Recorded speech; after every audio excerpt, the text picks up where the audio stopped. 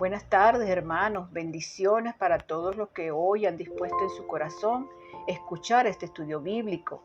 Le damos gracias a Dios por este día, por la oportunidad que tenemos de instruirnos en su palabra para alcanzar la perfección y prepararnos para toda buena obra.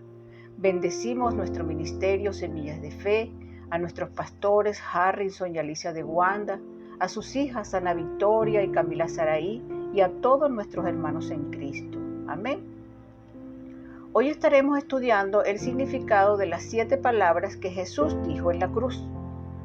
Y sabemos que todas las personas mueren. Unos mueren blasfemando, otros mueren en desesperanza y con temor, otros mueren orando.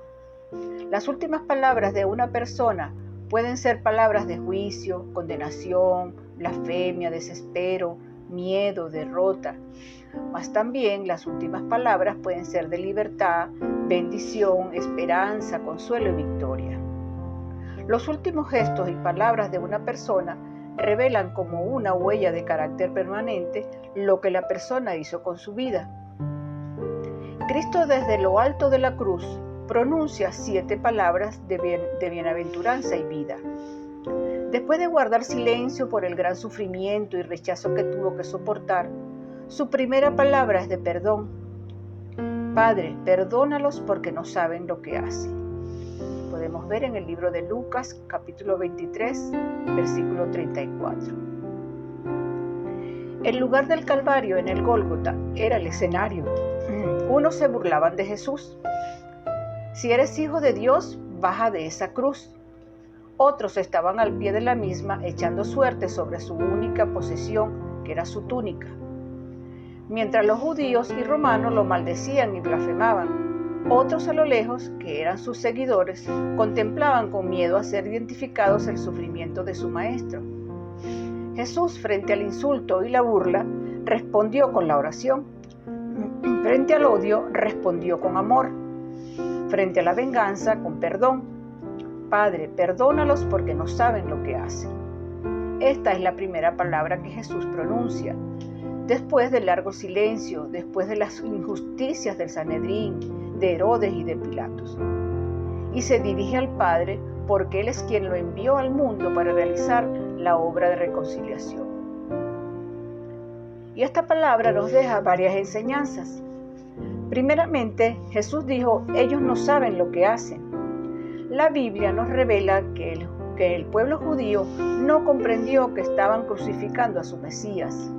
Habían esperado durante tantos miles de años a su Mesías, a su Salvador, sin embargo no pudieron percibirlo, no pudieron reconocerlo, no tuvieron revelación para darse cuenta que ese Jesús, el hijo de José, como lo llamaban ellos, era el Mesías que estuvieron esperando durante tantos años. Pero Dios permitió así para que nosotros los gentiles pudiéramos ser salvos. La Biblia dice que ha acontecido en Israel el endurecimiento en parte hasta que haya entrado la plenitud de los gentiles. Libro de Romanos capítulo 11 versículo 25. Y en el libro de Juan capítulo 1 versículos 11 y 12 dice: a lo suyo vino, y los suyos no le recibieron. Y sucedió el gran milagro de que a todos los que le recibieron, a los que creen en su nombre, les dio potestad de ser hijos de Dios. Esto significa que la salvación era únicamente para los judíos. Jesús vino a los israelitas, a los judíos, pero Dios permitió que el corazón de esta gente se endureciera para que al ellos rechazar a Jesús, ahora la puerta de la salvación se abriera para los gentiles, para toda aquella persona que reciba a Jesús a través de la fe. Por esto no hace falta que nadie se haga judío, ni practique fiestas judías, ni se circuncide para ser salvo. La salvación es solamente a través de la fe. Pero lo que más sorprende en esta palabra es cómo en el momento más difícil de su carrera ministerial le pidió al Padre que perdonara a sus agresores, a sus ofensores. ¡Qué madurez espiritual la de Cristo, hermano! Y nosotros necesitamos adoptar ese carácter de Cristo. La Biblia nos habla mucho sobre la importancia de perdonar y que si no perdonamos a nuestros ofensores, Dios tampoco nos perdonará a nosotros. Lo que Jesús estaba haciendo era un acto de amor y de perdón a un mundo que lo rechazó y lo iba a rechazar. La primera palabra de Jesús en la cruz nos enseña a perdonar a nuestros agresores, a aquellos que nos ofenden. Y hay veces en que decimos, hasta que esa persona no reconozca, yo no le hablo. Pero hay personas que no van a reconocer su error, pero tenemos que perdonarlos. Esta palabra nos revela a nosotros que, así como Él nos perdonó, nosotros debemos perdonar, aunque nuestro perdón no sea correspondido. La base del perdón, hermanos, no está en el agresor, sino en mi acción propia. El perdón no es un sentimiento, porque usted jamás va a sentir perdonar. Y dice, es que yo no siento perdonarlo, pero tienes que decidir perdonar, aunque esa persona no lo merezca. Nosotros no merecíamos ser perdonados, estábamos muertos en nuestros delitos y pecados, pero Él nos buscó en nuestra muerte espiritual y nos perdonó. Por eso es que allí está la base del perdón. Cuando tienes el amor de Dios y ves a Cristo ensangrentado en la cruz perdonando a sus agresores, te das cuenta que no es imposible. Y hoy es el mejor día para decir, decido perdonar, lo suelto de mi corazón. No porque lo merezca, sino porque así como mi Señor perdonó unilateralmente, yo también lo puedo hacer. Cuando perdonamos, hermanos, se sueltan muchas bendiciones. Amén. La segunda palabra se encuentra en el libro de Lucas, capítulo 23, versículo 43. Y se la dijo a un ladrón. Recordemos que Jesús fue crucificado con 2 ladrones al lado suyo, uno en cada cruz. Y uno de ellos, arrepentido por su maldad, le dijo al otro ladrón, nosotros que estamos pagando aquí justamente porque nos merecemos esto, pero este Jesús ningún mal hizo. Él no merece estar en esta cruz. Él es inocente. Y este hombre reconoció su pecado, su error, y se arrepintió y miró a Jesús con fe y le dijo, Jesús, acuérdate de mí cuando vengas en tu reino. Pidió a Jesús su misericordia y miró a Jesús con fe. Y entonces Jesús le dijo, de cierto te digo que hoy estarás conmigo en el paraíso. Y esto nos da una enseñanza tremenda, hermano. En primer lugar, la salvación es únicamente a través de la fe. A este hombre no le dio tiempo de bautizarse, no le dio tiempo de aprender doctrina, no le dio tiempo de ir a un instituto bíblico, no le dio tiempo de hacer nada, pero creyó a través de la fe, una fe sencilla en el último momento de su vida, y Jesús le garantizó la salvación. Qué preciosa es la fe y qué linda es la gracia del Señor.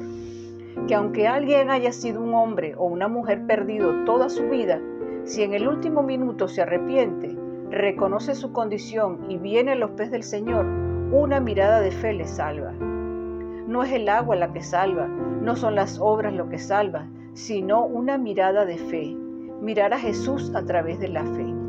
Y esto nos enseña cómo el alma de la persona que muere automáticamente va hacia la eternidad. Jesús le dijo a este hombre, hoy estarás conmigo en el paraíso. Obviamente no su cuerpo iba a un sepulcro, pero su alma va hacia la eternidad, porque el cuerpo cesa. Pero la Biblia dice acerca de que el morir es un dormir. No habla de que el alma duerme, sino que el cuerpo duerme, porque un día va a ser resucitado, cuando el Señor así lo declare. Pero el alma es eterna, estaba automáticamente hacia la eternidad. Por eso el Señor se lo pudo decir a este hombre. Y Pablo nos dio evidencia en la Biblia de que cuando alguien muere automáticamente va a la eternidad. Si alguien es cristiano y su cuerpo cesa, automáticamente su alma va al vacío, al cielo. En 2 Corintios capítulo 5, versículo 8, Pablo dijo, quisiéramos estar ausentes del cuerpo y presentes al Señor. Y en Filipenses capítulo 1, versículo 23 dice, porque de ambas cosas estoy puesto en estrecho, teniendo deseo de partir y estar con Cristo, lo cual es muchísimo mejor. O sea, desearía morirme físicamente para estar con Cristo, porque el morir es ganancia. Si eres cristiano y tienes a Cristo en tu corazón, siéntete seguro de que si hoy mueres es una ganancia, una bendición. Alguien dijo, lo mejor que le puede pasar a un cristiano es morirse, porque automáticamente va a estar en la presencia del Señor. Y esta palabra nos deja 3 enseñanzas. Primero, nunca es demasiado tarde. Segundo, nunca se es demasiado pecador para entrar al reino de los cielos. No hay pecado que Dios no pueda perdonar. Y tercero, no tenemos que cerrarle la puerta de salvación a nadie, porque todos cabemos en el reino de los cielos. Amén. La tercera palabra se la dijo Jesús a María, su madre física. Le dijo: mujer, he ahí a tu hijo, hablando de Juan, el discípulo amado, y le dijo a él: Juan, he ahí a tu madre. Es decir, Jesús le estaba hablando a Juan de que tomara a María como madre para que la sustentara. La mayoría cree que era para que la sustentara económicamente, y Jesús estaba dando una enseñanza de honrar a los padres y preocuparnos físicamente por ellos. Jesús no podía olvidar a su madre en esta hora de dolor. El corazón de María estaba destrozado por la agonía de su hijo, desolada por un final trágico. Además, María con toda seguridad era viuda, por lo cual quedaba desamparada. Y fue allí que el pastor de los pastores, el pastor por excelencia, no podía descuidar su deber de honrar a su madre. Este último acto amoroso de Jesús nos recuerda que la verdadera espiritualidad nos hace siempre más humanos. Hermanos, Jesús estaba cumpliendo el plan más grande de la humanidad, pero tuvo tiempo para tener cuidado de su madre. Es por eso que siempre debemos tener cuidado de los nuestros. La cuarta palabra está en el libro de Mateo, capítulo 27, versículo 46. Dice: Elí, Elí, lama sabactani. Esto es: Dios mío, ¿por qué me has desamparado? Hay mucha controversia para los que no comprenden esta palabra, porque algunos dicen que la conexión entre Jesús y el Padre se rompió, que no hubo conexión entre Jesús y el Padre durante unas horas.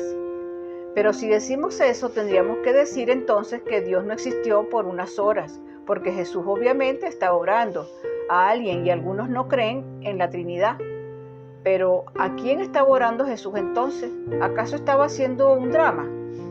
Los cristianos creemos que Dios es un Dios trino, Padre, Hijo y Espíritu Santo. Es decir, que es un Dios en 3 personas, y esta palabra de Jesús, Dios mío, ¿por qué me has desamparado?, no significa que el Padre desamparó al Hijo, sino que Dios desamparó la parte humana de Jesús. Dios no podía intervenir porque como Él es justo tenía que castigar el pecado. Y el plan de Dios era un plan soberano. Lo hizo para que ahora tengamos comunión con el Padre para siempre. En el libro de Efesios capítulo 2, versículos de 12 y 13, el apóstol Pablo nos está enseñando algo poderoso. Esa ausencia del Padre en ese momento nos dio a nosotros el acercamiento al Padre. Tú y yo no teníamos acceso a Dios y gracias a la sangre derramada en la cruz del Calvario podemos acercarnos al Padre eterno. Y dice así: en aquel tiempo estabais sin Cristo, alejados de la ciudadanía de Israel y ajenos a los pactos de la promesa, sin esperanza y sin Dios en el mundo. Pero ahora en Cristo Jesús, vosotros que en otro tiempo estabais lejos, habéis sido hechos cercanos por la sangre de Cristo. Aleluya. Ahora lo que no era para mí es para mí. Estábamos lejos de la ciudadanía de Israel, lejos de los pactos de la promesa, sin esperanza y sin Dios en el mundo, y gracias al sacrificio del Señor Jesucristo, ahora podemos acercarnos al Padre. Él nos reconcilió con el Padre. Por eso es que Jesús sintió la ausencia de su Padre en la cruz, para que tú y yo nunca nos separemos de Él. ¿Y por qué Jesús dice: Padre, ¿por qué me has desamparado? ¿Es que acaso no lo sabía? ¿Acaso era ignorante? Claro que Él lo sabía. El Señor sabía muy bien lo que era necesario pasar y lo que iba a experimentar, pero simplemente expresó esa frase para demostrar una vez más que Él era el Mesías. En la cultura judía, el expresar las primeras palabras de una determinada parte de la Escritura daba a entender que se estaba refiriendo a todo el contexto. Los judíos estudiaban mucho el Torá y el Tanaj, que era la Biblia hebrea. Jesús allí expresó el Salmo 22:1. y todos los que estaban allí entendieron lo que Jesús estaba queriendo decir cuando dijo: Dios mío, ¿por qué me has abandonado? Y dice el Salmo 22, Dios mío, ¿por qué me has abandonado? Entonces todos cayeron en cuenta que eso era una profecía escrita por David de algo que Jesús iba a sufrir, y era una prueba más de que Jesús era el Mesías. Les recomiendo leer todo el Salmo 22 porque allí se revela todo lo que Jesús sufrió. Y Jesús fue la única persona en la tierra que compartía dos naturalezas. Él era y es divino, y también fue humano. En algunos momentos de su ministerio actuó de manera divina. Tus pecados te son perdonados, le dijo a un hombre, y en otros momentos actuó desde su lado natural, como hombre. Por ejemplo, un día dijo: el Padre es mayor que yo. Y en este caso en la cruz también estaba hablando desde su lado humano. De hecho, es la única vez en la cruz que Jesús dijo: Dios mío, Siempre que Él le hablaba le decía: Padre mío, Padre, perdónalos porque no saben lo que hacen.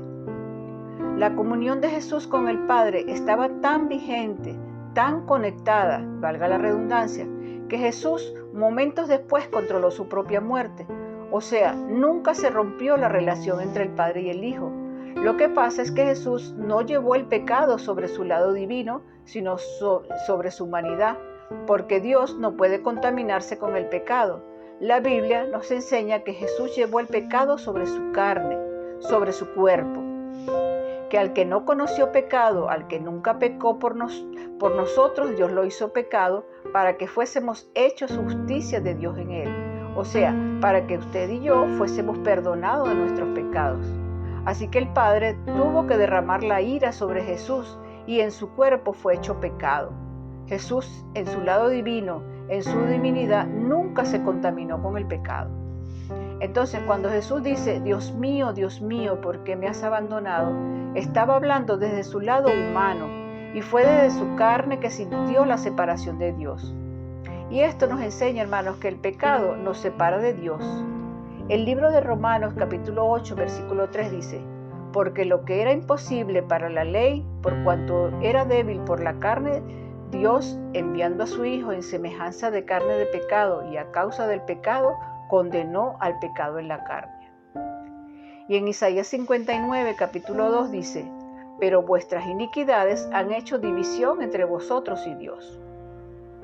Por eso el Verbo se hizo carne. Jesús tuvo que venir porque tenía que ser un hombre el que se encargara del pecado, el castigo por todos nuestros pecados. Y donde hay pecado, Dios no interviene, Dios no se manifiesta. Pero Dios es amor, pero también es justicia, y Él no puede pasar por alto el pecado. Y gracias a su amor envió a su Hijo para que Él pagara el precio. De lo contrario, ninguno de nosotros hubiera podido pagar el precio por el pecado. Ningún humano hubiera podido llegar al nivel que Dios exige para poder cubrir el pecado, ni por obras que hagamos, ni por más buenos que seamos. Solo Cristo, el Cordero inmolado, sin ningún defecto, sin ningún pecado, podía cubrir las expectativas del Padre. Es por eso, hermanos, que cuando recibimos a Jesucristo, ya la justicia de Dios no viene sobre nosotros, ya la ira de Dios no viene sobre nosotros. Al contrario, por eso vamos al cielo, porque ya Jesús pagó el precio y Él nos justifica delante del Padre. Gloria a Dios. La quinta palabra que Jesús dijo fue: tengo sed. Esto está en el libro de Juan, capítulo 19, versículo 28. Su cuerpo estaba pasando por una deshidratación a causa de la pérdida de sangre, y él dijo esto para cumplir la palabra profética del Salmo 22:15, que dice: como un tiesto se secó mi vigor y mi lengua se pegó a mi paladar, para demostrar que estaba padeciendo, y así se cumplía la profecía de que le dieron vinagre en vez de agua. Y esta expresión, tengo sed, tenemos que mirarla desde varias perspectivas.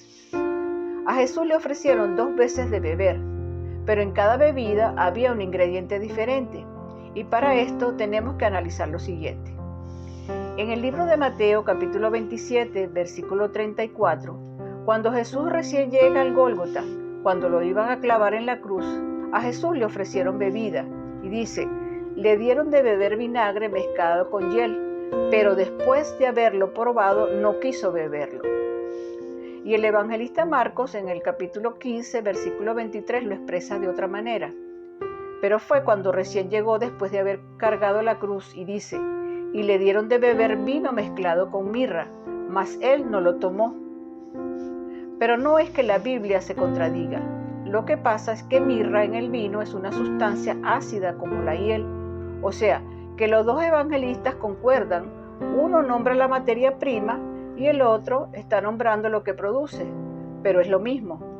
Según la costumbre judía, esta bebida se le daba a los que iban a morir en la cruz, porque según algunos estudios de la cultura judía, esta mirra producía una especie de analgésico de un efecto relajante para el que iba a morir en la cruz.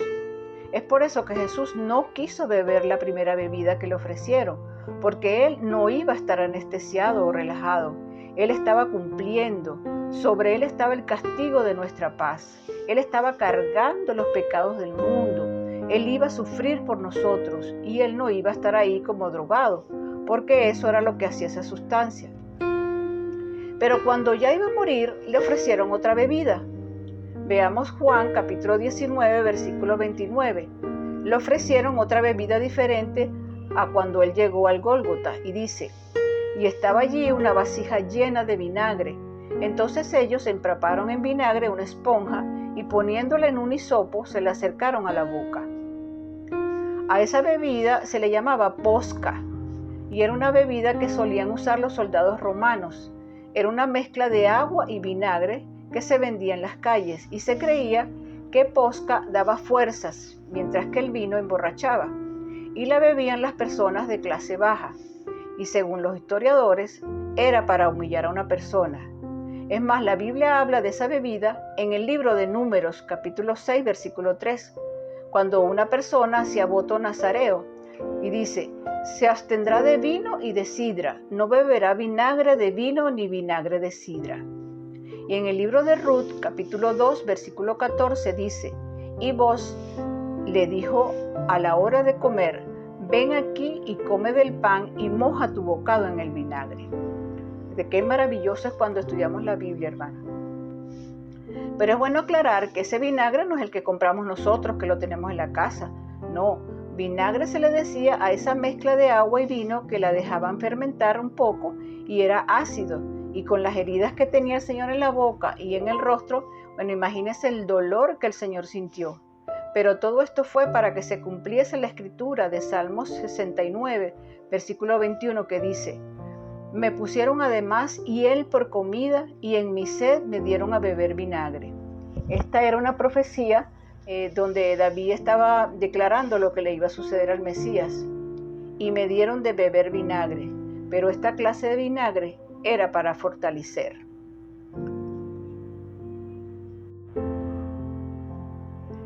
Entonces hay dos posiciones. Una dice que fue para hacerlo el hazmerreír, porque mojaron una esponja en esa bebida y la colocaron en los labios del Señor. Y repito, esa bebida la tomaban solo los de baja clase. Era como una especie de burla. Pero también se dice que le dieron esta bebida porque a Jesús lo maltrataron tanto que él iba a morir mucho antes. Y esa bebida le trajo una cierta fuerza para el Señor poder terminar la obra de redención. Todo esto nos demuestra que el sufrimiento del Señor fue muy grande, hermanos. ¿Y qué nos revela todo esto? Esto nos revela algo importante. Nos resulta irónico que Jesús estuviera pidiendo agua si él era el mismo que dijo a la mujer samaritana, si conocieras el don de Dios y quién es el que te dice dame de beber, tú le pedirías y él te daría agua viva. Libro de Juan, capítulo 4, versículo 10. El mismo Jesús que estaba pidiendo agua, en Juan 7:3 dijo, si alguno tiene sed, venga a mí y beba. Él es aquel que en 1 Corintios capítulo 10, versículo 4 dice, que Cristo es la roca espiritual que dio agua al pueblo de Israel en el desierto. Imagínense, el mismo que dio de beber a otros estaba pidiendo agua. Pero esto tiene una explicación. La sed que Cristo sufrió fue para que nosotros jamás tuviésemos esa sed. No olviden que Jesús caminó aproximadamente 1 kilómetro llevando la cruz hasta el Gólgota. Fueron casi 133 kilos lo que pesaba el madero. Claro, con la ayuda de Simón de Cirene, quien lo ayudó a cargar en la parte de atrás, conforme lo dice la Escritura, en el libro de Lucas, capítulo 23-26. Jesús había perdido mucha sangre y tenía sed física, pero también nos estaba revelando que Él pasó esa sed para que nosotros no tengamos más sed espiritual. Bendito sea el Señor. La sexta palabra es consumado es. Dice en el libro de Juan, capítulo 19, versículo 30, cuando Jesús hubo tomado el vinagre, dijo, consumado es. Y la palabra que Jesús dijo aquí en el latín es tetelestia, que significa se ha terminado la obra. Se escribe tetelestai. Esta palabra la decía un soldado cuando había ganado una batalla y habían vencido a los enemigos. Este hombre gritaba, tetelestia, consumado es, hemos terminado, hemos obtenido la victoria. Aleluya. Sabes, mi hermano, Jesús terminó la obra y muchas veces Satanás quiso interrumpir el plan y el propósito de Dios para que usted y yo no fuésemos salvos. Pero Jesús fue obediente hasta la cruz. Y porque fue obediente pudo llegar a esa cruz y decir, Padre, tetelestia, he culminado la obra de redención para el hombre. Aleluya. El hombre estaba perdido, pero hoy ha terminado la obra para que mi sangre los limpie, los purifique y los perdone. Todo esto lo hizo porque te amó a ti y me amó a mí. Dice en el libro de Filipenses, capítulo 1, versículo 6, estando persuadido de esto, que el que comenzó en vosotros la buena obra la perfeccionará hasta el día de Jesucristo. Cada uno de nosotros es imperfecto, cometemos muchos errores, pero si estamos en Cristo tenemos la garantía de que si estamos en sus manos, Él nos perfeccionará. Él nunca deja una obra a medias. Él terminó la obra y pudo decir, tetelestia, consumado es. La obra está hecha, su misión había sido cumplida. Aleluya, hermano. Y la séptima palabra que Jesús dice es, Padre, en tus manos encomiendo mi espíritu. Libro de Lucas, capítulo 23, versículo 46. En otro pasaje dice, Jesús inclinando la cabeza entregó el espíritu. Y el hombre cuando muere primero e inclina la cabeza. Pero Jesús inclinó la cabeza y entonces dijo, Padre, te encomiendo mi espíritu. Todo hijo de Dios puede tener esta misma actitud a la hora de la muerte. La certeza de que nuestro espíritu pasa a las manos del Padre amante que nos recibirá con gozo en su gloria. Jesús estaba allí a punto de expirar.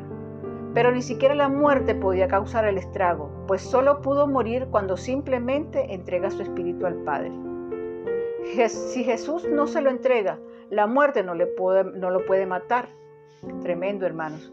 Hubiese pasado toda la tarde porque la muerte no lo puede matar, porque Él es el dador de la vida. Él tiene la llave.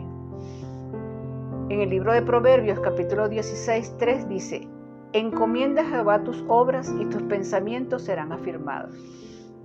Esto es un consejo, porque esta expresión nos está revelando algo poderoso. Aún Jesús en la cruz, Él dependía de su Padre y pudo encomendar su espíritu. Todo lo que queremos tenemos que encomendarlo al Señor. Y esta séptima palabra nos enseña a depender de Dios aún en las cosas mínimas. En el libro de Colosenses capítulo 2 versículos 13 y 15 dice que en nosotros los seres humanos había un decreto, un acta, íbamos a pasar la eternidad en el infierno, por cuanto todos pecados estábamos destituidos de la gloria de Dios. Pero el día que Jesús murió, esa acta que estaba escrita, Jesús la quitó, la anuló y la clavó en la cruz. Y aquí el apóstol Pablo habla de acuerdo a la cultura judía y la cultura romana. Los romanos cuando crucificaban a alguien usaban un letrero y en el letrero colocaban el pecado que la persona cometió.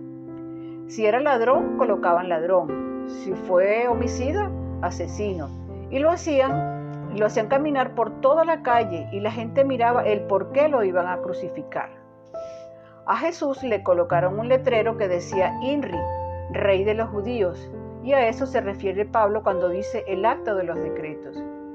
Y dice en el versículo 15, y despojando a los principados y a las potestades, los exhibió públicamente, triunfando sobre ellos en la cruz.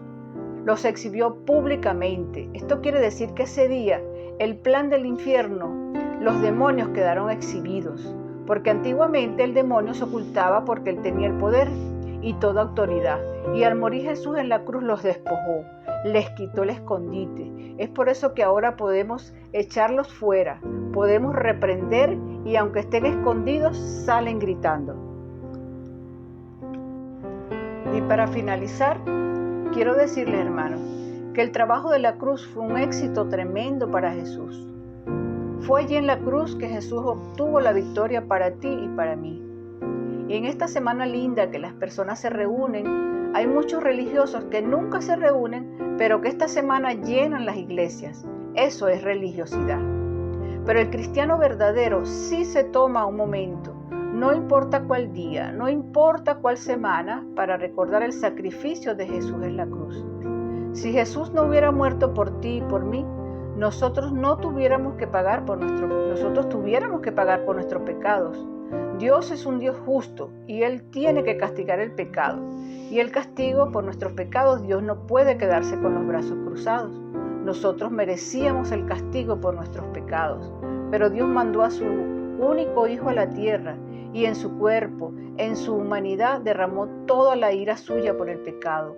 Lo castigó, lo hizo maldito en su carne, producto de nuestros pecados, para que si usted y yo creemos en ese sacrificio y creemos que ese sacrificio es suficiente para perdonar nuestros pecados, entonces la sangre derramada por Jesús nos limpia y nos purifica de todo pecado. Y una cosa más gloriosa es que el tercer día resucitó. La muerte no lo pudo contener y Él vive, hermanos. Él está vivo. Aleluya, gloria a Dios. Gloria a Dios. Le damos gracias a Dios por todo el conocimiento que obtuvimos a través de esta enseñanza.